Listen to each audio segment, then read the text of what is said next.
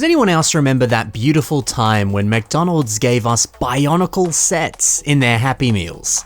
Oh, what a sensational thing that was. And Maku, well, she was one of my favorites. Today, let's take a closer look at this delightful set. We'll look at what makes her awesome, and we'll take a look at the pieces that come in this set, because there are some pretty awesome ones and they have great mocking potential. Let's do it. There's just something special about the aesthetic of early 2001 Bionicle. Whether it's the modest but simple designs of the masks, that also manage to be rich with just the right amount of detail. Look at them, they're so full of character. Or even just the robotic vibes that are packed into the toy, whether that's in a bit more of a subtle way, or even just some of these highly detailed textures on like the arms and stuff like that. It's also lovely how good this figure looks when it's only made out of like 8 pieces. Isn't it miraculous that the LEGO designers managed to create such a well-rounded and solid design with so few pieces? Truly an engineering marvel. And the same can be said for this little disc launcher mechanic. You load it into the arm, you pull back on her hand, and she launches that disc with precision and strength. It is an insanely fun play feature. And I had no idea until very recently that these 3 little sections on the back of the disc, these could be linked onto this part of the head. And now the disc is resting on her back. Isn't that so clever?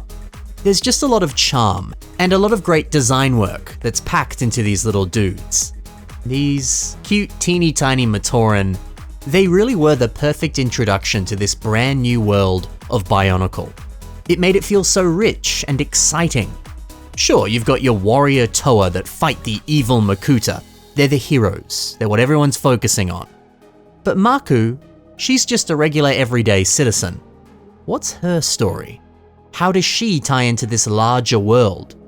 Well, you get to decide that when you play. I love that. This small set really does pack a punch. There's a lot to love about these classic MCtoran. And I also love the pieces in this set. Let's check them out. These Tohunga claw arm pieces, well, they're kind of underrated. Despite their weird shape and a few more limited connection points, Aiden Build shows us that they are pretty freaking good. Look at this, the hand section forming the face and the nose. And then we've got another one at the back, flaring upwards. So now it looks like this face flows backwards into a cool kind of fin or spike. These parts are just such a brilliant way to create an incredibly distinct and different head design. I love it. Maku's other arm is a little bit different so that it can hold and launch the disc.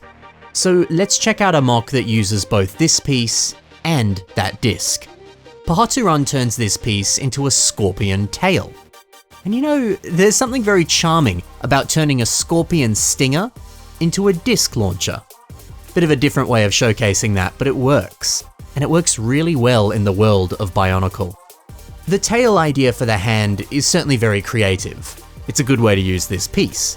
But using a disc as, well, a disc? It's not as creative of a part use as the arm was. But the reason I'm showing you this is because, dude, no one ever uses disc launchers on their Bionicle MOCs. It's just not that common to see. But how good does it look? This is an awesome weapon piece and no one ever plays with it. So I encourage you, pick up these throwing discs and put them in your next MOC, because they're great. Let's talk about Maku's mask. The Huna is just such a good looking piece. A builder called My Snail Eats Pizza uses it as armor. And look at how these Technic panel pieces flare out of the edges like that. Such a nice idea to partner these pieces together. Especially because it kind of, takes that little edge here of the mask, the kind of mouth area, and now it looks like a third, smaller spike that's flaring out the center. It's also quite smart how the builder has taken advantage of the gap at the very top of this mask, using that to branch off the neck. Sweet. Over to this Tohunga torso piece. Bit of a weird one for sure, but it doesn't mean that you can't use it in some clever ways. This creation by FritzMox shows us that it looks pretty good when you armor it up and use it in the construction of a larger torso design. Pretty sweet. We also have this headpiece that Maku's mask is placed over the top of. MOCs uses the light bluish grey version of this piece, and they use it so well. Surrounding it with some of these slope system pieces so that they look like rock. And now this is some sort of artistic stone carving that Hafu has made. That is genius. And hey, you could easily swap the colors of the rock with the colors of the mask, and then you'd be able to use the exact same piece that comes in this set and put it in the context of this MOC. That would work. This is so clever. And last, but certainly not least, we have these foot pieces in blue. A builder called Legomon attaches two of them side by side, and it creates some very exotic looking leg armor. I like how the hollow design of this piece lets you kind of peek inside, and you can see some of these mechanical details that have been placed in the interior of this subsection. You get a little cheeky peek at some of the greebles. That's good. And hey, I think this would look just as good in blue. You know, for such a small set, Maku comes with plenty of great elements. Now how about we check out two different takes on the character that were made by two very talented builders. First off, MOCs brings us Maku, Intrepid Sailor. I tell you what, dude, you know, what makes a good MOC? Well, I think sometimes it's the accessories. Because look at this, a simple fishing rod and a basket with food inside of it. How much life does that add to this character? It's so charming. And how about some of these other images as well? Seeing her interact with friends and family. Well done, MOCs, on your photography here. Just a few simple fun images like this give us such an insight into who she is and what she does in her day-to-day life. Good photography can really improve a MOC. Not that this MOC needed much improving, because look at how good it is. The build itself is lovely. I really enjoy the blend of Bionicle and system that's going on here. The arms and the mask, they're totally Bionicle pieces. No system whatsoever. But then we have this torso. You can see some hand socket pieces in the very center, and bridging out into the shoulders. But otherwise, the rest of it is very system heavy. We got some curved slopes making up the edges, and this nice heart light in the very center. A little heart light, it's kind of the perfect way to add in a little pop of color. Yeah, dude, all of these system pieces just really kind of round off the edges, and it looks pretty great. A perfect little blend. Beautiful work. And I also like how the toe design on these feet, it's reminiscent of the toes that we see on the set. Cool to see the same vibe, just a little bit smaller. What a great revamp of Maku. And I think you can say the same thing for this revamp by Anthony Wilson. Building a little beachside diorama and showing her totally canon love story with Huki. The plant necklaces and the decoration on both of their waists, amazing. System plant pieces always look so good on a Bionicle.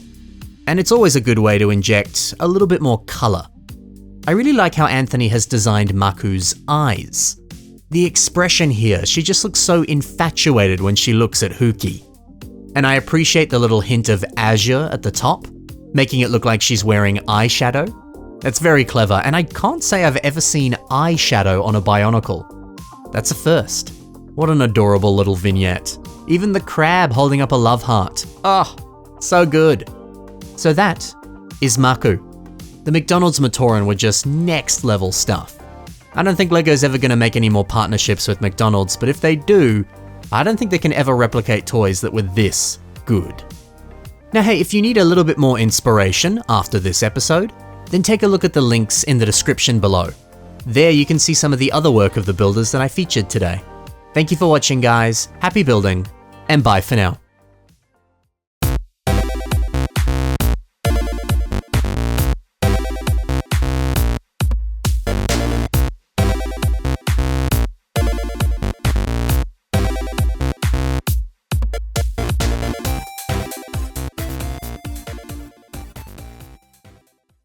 Fat and happy, McDonald's and Bionicles.